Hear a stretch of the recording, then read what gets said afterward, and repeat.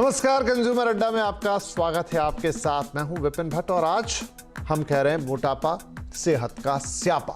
जी हां, मोटापा एक ऐसी समस्या है जिससे देश के कई लोग इन दिनों परेशान हैं और कह सकते हैं आपकी भारत धीरे धीरे मोटा हो रहा है। पहले ये आप चीज़ें सुनते थे कि अमेरिका में ओबेसिटी काफ़ी ज़्यादा है और इस तरह की चीज़ें, लेकिन नहीं, अब हमारे देश में भी ये काफ़ी तेज़ी से बढ़ रही है। बच्चे मोटे हो रहे हैं। इनफैक्ट जो सीनियर्स हैं, मतलब 30 से 40 साल या 40 से 50 साल के बीच, वहाँ पर लोगों का वज़न बढ़ रहा है। और वज़न का बढ़ना बहुत सिंपल सी बात है कि कई बीमारियों का न्योता होता है। तो आखिर क्यों वज़न लगातार बढ़ रहा है? क्या हमारी लाइफस्टाइल इतनी चेंज हो गई है? खान पान चेंज हुआ है? और क्या और चीज़ें हैं, क्या और फैक्टर्स हैं जो लगातार वज़न में वृद्धि कर रहे हैं? उसके कुछ साइड इफ़ेक्ट हम जानते हैं, लेकिन लॉन्ग टर्म में और बड़े साइड इफ़ेक्ट हो सकते हैं। और आखिर ऐसा क्या कोई सिंपल मेथड नहीं है वज़न घटाने का या कंट्रोल करने का, जिसमें आपको कोई बहुत खाना पीना नहीं छोड़ना है, बहुत पसीना नहीं बहाना है, लेकिन अगर आप थोड़ी सी चीज़ों का ध्यान रखें तो वज़न नियंत्रण में रह सकता है, क्योंकि इससे आप स्वस्थ रहेंगे पूरी तरीके से। तो चलिए आज इस वज़न के स्वास्थ्य कनेक्शन को, हेल्थ कनेक्शन को थोड़ा टटोलेंगे, थोड़ा और इसके अंदर जाएंगे और बातचीत करेंगे कि कैसे आप इस पे अपना कंट्रोल लेकर आ सकते हैं। हमारे साथ कुछ खास मेहमान जुड़ रहे हैं, उनका आपसे परिचय कराएंगे, लेकिन उससे पहले थोड़ा वज़न को और समझने की कोशिश करते हैं। आमतौर पर वज़न को BMI यानी बॉडी मास इंडेक्स, इससे नापा जाता है कि आप मोटे हैं कि नहीं। वज़न एक अलग बात है, लेकिन मोटापा दूसरी बात है। थोड़ा अंतर है दोनों में। किसी का वज़न ज़्यादा है, इसका मतलब ये नहीं कि मोटा है। आपकी लंबाई और वज़न का अनुपात होता है। अगर आप लंबे ज़्यादा हैं और आपका वज़न ज़्यादा है तो वो अनुपात ऑटोमेटिकली कम आएगा। इसलिए ऐसा नहीं कि कोई 90 किलो का है तो वो मोटा हो गया, ये अलग है। BMI 25 से 30 के बीच जैसे ही जाता है, यानी 25 के नीचे रहेगा तो सामान्य है, उसमें भी और कैटेगरीज होती है, लेकिन 25 से ऊपर गया तो यहाँ से ओवरवेट की कैटेगरी शुरू हो जाती है और वो 30 तक जाती है। उसके बाद अगर आप 30 से भी ऊपर निकल गए अपने BMI पे, तो फिर आप कहलाएंगे मोटे, या वो जो आपको साइड में एक फिगर दिख रहा है ना, जहाँ पर सारा जो पूरा का पूरा वजन है बॉडी का वो केंद्रित है कमर के आसपास, और यही चीज़ सबसे खराब होती है। अब थोड़े और स्टैटिस्टिक्स देखिए, भारत में क्या हाल है मोटापे का। ये नेशनल फैमिली हेल्थ सर्वे से आंकड़े हमने लिए हैं। लगभग 6.5% महिलाएं हैं जो मोटापे का शिकार हैं। पुरुषों में क्या स्थिति है? 4% भारतीय पुरुष, यानी कि पता नहीं आंकड़ा कितना सही और कितना सही, मेरा मतलब है कि आंकड़ा तो सही है, लेकिन ऐसा अनुपात क्यों निकल रहा है कि महिलाएं ज़्यादा मोटापे का शिकार हो रही हैं बनिस्बत पुरुष कम हो रहे हैं? क्योंकि और कुछ स्टडीज़ है जो उल्टा भी कहती हैं। समृद्ध परिवारों में ज़्यादा है मोटापा, ठीक है, इस बात को समझा जा सकता है। और 40 से 49 आयु वर्ग में सबसे ज़्यादा, यानी अभी हम जो बात कर रहे थे ना कि एक ये 40 से 50 तक की उम्र ऐसी है जो इसी समय आपको दुनिया भर की सारी बीमारियां पकड़ती हैं, सारी लाइफस्टाइल डिजीज़, हार्ट की कह लीजिए, डायबिटीज़, ब्लड प्रेशर, और उसी समय आप देख रहे हैं कि मोटापा सबसे ज़्यादा बढ़ रहा है। तो क्या कोई कनेक्शन है इसका? और हर वर्ग में बढ़ रही है मोटापे की समस्या, मतलब यहाँ अमीरी गरीबी का भेद भी नहीं रह गया है, अब हर वर्ग में मोटापे को बढ़ता हुआ देखा जा रहा है। तो ये कुछ जानकारियाँ थी, कुछ तथ्य थे मोटापे के बारे में। चलिए बातचीत को शुरू करते हैं। हमारे साथ जुड़ रही हैं इंद्रप्रस्थ अपोलो हॉस्पिटल की senior consultant endocrinology doctor Richa Chaturvedi, fat loss expert fit crew के फाउंडर प्रतीक कुमार, और योग आचार्य ईरा त्रिवेदी। आप सबका बहुत बहुत स्वागत है। तो डॉक्टर साहब, आपसे ही हम पहले शुरू करते हैं। जैसा मैंने कहा कि मोटापे को कैसे समझे, मतलब एक तो ये BMI वाला तरीका हमें समझ में आ गया, लेकिन क्या ये ज़रूरी है कि जो व्यक्ति वज़न से ज़्यादा है उसे आप मोटा कहें? मोटे की कोई ख़ास डेफिनेशन, जब कोई व्यक्ति आपके पास आता है तो आप उन्हें बताते हैं कि भाई आप अब ओबीज़ हैं और ध्यान रखिए? Right. Thank you for asking the question. So, Indians are more prone for obesity. हमारे लोगों में, एशियंस में और इंडियंस में मोटापा ज्यादा होता है। अभी आपने जो सारे कट ऑफ बताए, ये ज्यादातर वेस्टर्न पॉपुलेशन के लिए लेते हैं। इंडियंस में जैसे आपने कहा कि 25 के ऊपर ओवरवेट हो गया और 30 तक ओवरवेट है, 30 के ऊपर ओबेसिटी हो गया। हम बोलते हैं 23 के ऊपर ओवरवेट हो गया, 23 से 27.5 तक इंडियंस में ओवरवेट हो गया एंड 27.5 से ऊपर ओबेसिटी हो गई। तो एक तो ये बीएमआई होता है जो कि जिसके कट ऑफ एशियंस में, इंडियंस में कम है। इसका कारण यह है कि उतने ही बीएमआई पे हमारे अंदर बॉडी का फैट ज्यादा होता है, और वो ज्यादा विसरल एडिपोसिटी जिसको हम वर्ड यूज करते हैं, और ये ज्यादा बड़ा रिस्क फैक्टर है कार्डियोवैस्कुलर डिजीज के लिए, मेटाबॉलिक डिजीज जैसे कि डायबिटीज के लिए। सो हमको एशियंस में, इंडियंस में कट ऑफ कम लेना पड़ता है। दूसरा तरीका यह है कि हम वेस्ट साइज देखते हैं।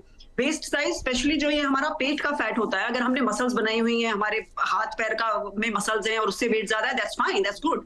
बट हमारा अगर बॉडी में फैट ज्यादा है जो कि स्पेशली पेट के ऊपर होता है, वो बुरा फैट है और उससे ही सारी बीमारियां जुड़ी होती हैं। तो हम वेस्ट साइज को भी बहुत इंपॉर्टेंस देते हैं, और वेस्ट साइज का कट ऑफ वेस्टर्न्स में है 90 सेंटीमीटर से ज्यादा है, विमेन में तो ज्यादा हो गया वेस्ट साइज, और 102 सेंटीमीटर से ज्यादा है मेन में तो ज्यादा हो गया। हमारे इंडियंस में ये कम है, 80 से ऊपर अगर ज्यादा है विमेन में तो ज्यादा है, 90 से ऊपर मेन में ज्यादा है, तो हम बोलेंगे आपका वेस्ट साइज ज्यादा है। So apart from BMI we also take into account waist size.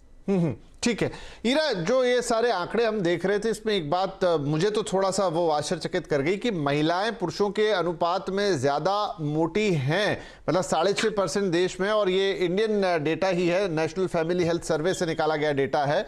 करीब 6.5% महिलाएं मोटापे का शिकार है बनिस्बत की 4% पुरुषों का। जबकि आज मैं दूसरी रिपोर्ट पढ़ रहा था, वो भी एक नेशनल सर्वे था, सरकार की तरफ से आया, जो डायबिटीज को बता रहा था, और उसमें यह था कि क्योंकि महिलाएं एक्टिव रहती हैं और घर का काम करती रहती हैं, इसलिए उनमें डायबिटीज के चांसेस कम हैं, उनका वजन थोड़ा मेंटेन रहता है, पुरुषों में ज्यादा। थोड़ा कंट्राडिक्टरी हो गया, लेकिन क्या फिर भी ये कि women are more prone to obesity, क्या ये ठीक सही है कहना? आई थिंक हम लोग इतना जनरलाइज नहीं कर सकते हैं। हम लोग, क्योंकि अर्बन इंडिया है, रूरल इंडिया है, रूरल इंडिया में जो लेडीज़ हैं वो बहुत काम करती हैं, ओबेसिटी खास तौर एक अर्बन प्रॉब्लम है, तो हम लोग इतना भी पूरा जनरलाइज नहीं कर सकते। एक चीज़ ये भी होती है कि ओबेसिटी के बारे में लोग ये नहीं समझते हैं कि ओबेसिटी एक साइकोलॉजिकल प्रॉब्लम भी होती है। ये नहीं कि आपने बस ऐसा बस नहीं है कि आपने आप, it's not just a dietary problem. Often times एक साइकोलॉजिकल प्रॉब्लम होती है और इसके लिए प्रॉपर काउंसलिंग करनी पड़ती है। तो इसलिए इतना जनरलाइज मुझको नहीं लगता है करना ठीक है कि ऐसा है। डायबिटीज़ डेफिनेटली, जो आपने डायबिटीज़ के बारे में बोला है वो भी काफ़ी है, पर मैं ये भी बोलना चाहती हूँ कि क्या होता है कि वुमेन की टेस्टिंग इतनी नहीं होती है जितनी मेन की टेस्टिंग होती है, ये भी एक फैक्ट है। तो इसलिए बस थोड़े से मैं फैक्ट्स बोलना चाहूँगी यहाँ पे। पर डेफिनेटली जो आपने बोला कि हमारे देश में इंक्रीजिंग प्रॉब्लम है ओबेसिटी की, इसमें सबसे बड़ा कारण है डाइटरी चेंज। जो हम खाना आजकल खा रहे हैं वो नहीं है जो हमारे एंसेस्टर्स थे वो खाते थे। आजकल के इतना ज़्यादा प्रोसेस्ड खाना, इतना ज़्यादा बिल्कुल ही, मीनिंग हर चीज़ में शुगर, हिडन शुगर, फाइबर बहुत कम रहता है आज के खाने में क्योंकि इतना ज़्यादा प्रोसेस्ड रहता है। तो जो डाइट है वही है मेन कारण, and of course lack of exercises. आजकल की जो मॉडर्न जिंदगी है वो है ऑफिस जाना, ऑफिस आना, एक जगह पे जाना, पूरा दिन भर वहाँ पे बैठना और फिर वापस घर पे आना, टीवी देखना, खाना खाना और सोना। और हमारे इंडियन डाइट भी काफ़ी कुछ बदल गया है। हमारे जो एंसेस्टर्स थे वो मिलेट्स खाते थे, अब तो हमारा बहुत ज़्यादा राइस और व्हीट हैवी डाइट हो गया है, और ये भी बहुत बहुत बड़ा कारण है ओबेसिटी और इवन डायबिटीज़ के बारे में। जस्ट हमारा बहुत ज़्यादा चेंज हुआ है डाइट, बड़ा रोल प्ले कर रही है। बिल्कुल, जो खान पान हमारा बदला, जो लाइफस्टाइल हमारी बदली, और सब चीज़ें इन दो चीज़ों पर जाकर टिक जा रही है। प्रतीक, मुझे एक और चीज़ बताइए, हालांकि जैसे ईरा एक्सप्लेन कर रही थी कि थोड़ा लाइफस्टाइल है, ज़्यादा लंबे बैठक लग जाती है ऑफिस में, लेकिन मैंने दूसरी तरफ ये भी देखा है कि भाई पहले के मुकाबले जागरूकता ज़्यादा बढ़ी है, लोग ज़्यादा एक्सरसाइज करने लग गए हैं, जिम जाने लग गए हैं, अलग अलग ट्रेनिंग फिटनेस प्रोग्राम अटेंड करने लग गए हैं, ऑनलाइन लेने लग गए हैं, अपने डाइट चार्ट्स बनवाने लग गए हैं, बावजूद उसके मोटापा बढ़ रहा है। जी एक्चुअली कैसा है ना सर, इसमें एक होलिस्टिक अप्रोच की बहुत ज़्यादा ज़रूरत है। जहाँ लोग एक चीज़ पे फोकस करने बैठ जाते हैं कि हमको ज़्यादा एक्सरसाइज करना पड़ेगा वेट लूज़ करने के लिए, वहाँ पे वो फिजिकली एक अपने ऊपर ही बहुत ज़्यादा प्रेशर डाल देते हैं। जैसे डॉक्टर ने कहा कि it is a psychological issue, it is not just a matter of कि आप ज़्यादा खाना खा रहे हो. There are certain factors that effect obesity. There are certain factors because of which obesity is caused. it could be a hormonal problem, it could be an environmental problem, a genetic problem. तो ये चीज़ को approach करने के लिए आपको सबसे पहले तो आपका खाना सिंप्लीफाई करना पड़ेगा. आपको थोड़ा ज़्यादा एक्टिव होना पड़ेगा. Just getting around 75 to 100 minutes of intense exercise in a week, मतलब 3 से 4 बार आपने वर्कआउट कर लिया, बहुत है. आप रोज़ वॉक पे चले जाओ, काफ़ी है. आपको ज़्यादा क्या होता है कि हम लोग उसको बहुत फास्ट करने के चक्कर में ना आधे 3 या 4 दिन में गिव अप कर देते हैं. It has to be consistent. I mean आप कुछ भी करो, आपको कोई भी बड़ी डिजीज हो जाए, and obesity also is a disease. It's not just कि हमको खाना ज़्यादा पसंद है तो हम ज़्यादा खाना खा रहे हैं. It is actually something that has to be treated. तो उसके लिए आपको थोड़ा एक पेशेंस रख के, सब्र रख के आराम से करना पड़ेगा. It's not like it can not be sorted. It can be sorted, आराम से हो जाता है, बट थोड़ा पेशेंस रख के करना पड़ता है उसको. तो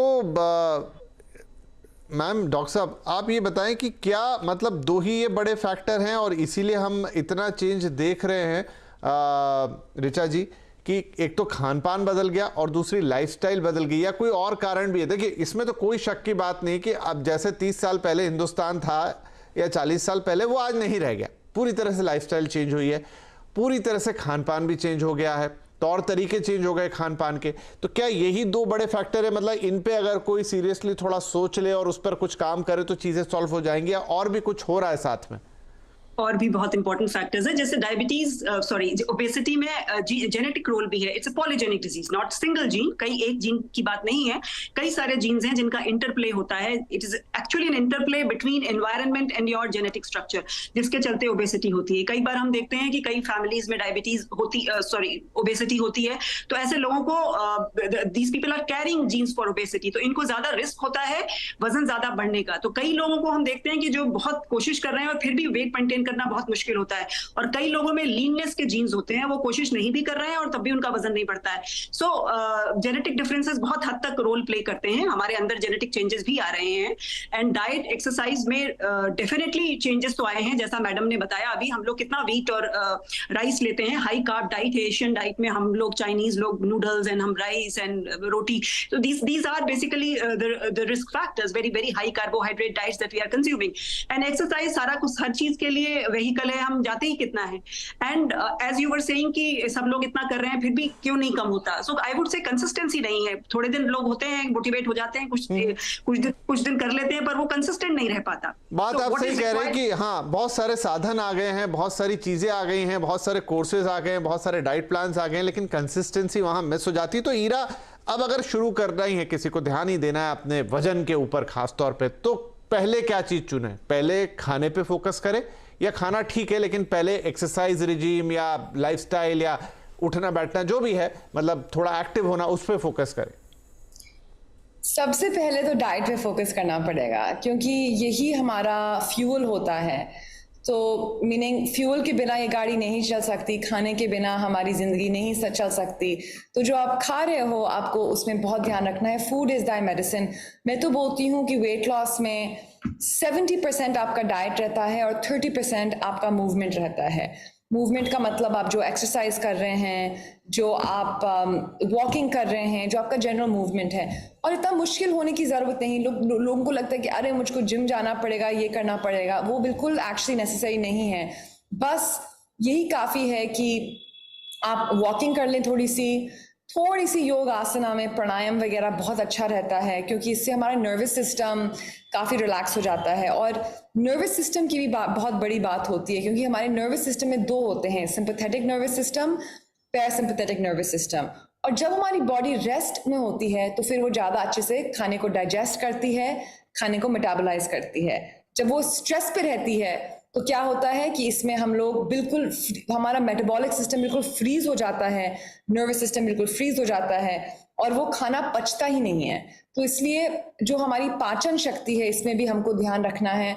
और ये लोगों को लगता है कि पाचन शक्ति तेज करने के लिए जोर जोर से एक्सरसाइज करना पड़ेगा, परंतु ये सच बात है कि पाचन शक्ति तेज करने के लिए आपको एक्चुअली थोड़ा सा रिलैक्स करना है, और उसी से ही आपकी अच्छे से पाचन शक्ति बढ़ जाएगी. बात बताइए. तो मैं ये बोलूंगी कि 70% इज डाइट, ये अच्छी चीज, एक अच्छा पॉइंट आपने बताया कि 70% इज डाइट, यानी पहले फोकस अगर आप वहां कर लेंगे और उसी को मैनेज कर लेंगे तो 70% आपका काम हो जाएगा। 30% में एक्सरसाइज आ गई, जिसमें आप काफी खुद ही चलते बैठते हैं, लेकिन उसके अलावा थोड़ा सा फोकस करके कुछ करेंगे तो आपका काम हो जाएगा। चलिए, तो एक चीज तो क्लियर हुई, एक छोटा ब्रेक ले लेता हूं। ब्रेक के बाद आप कुछ और भी बातें कर रही थी कि स्ट्रेस से भी इसका कनेक्शन है, खाना डाइजेस्ट नहीं हो रही है, वो भी आपसे और समझ लेंगे। क्या कुछ आसन है जो क्विकली आपको वजन कम करने में मदद करते हैं, कुछ और फैक्ट्स हम डॉक्टर साहब और प्रतीक से भी जानेंगे। छोटा ब्रेक, बातचीत जारी रहेगी।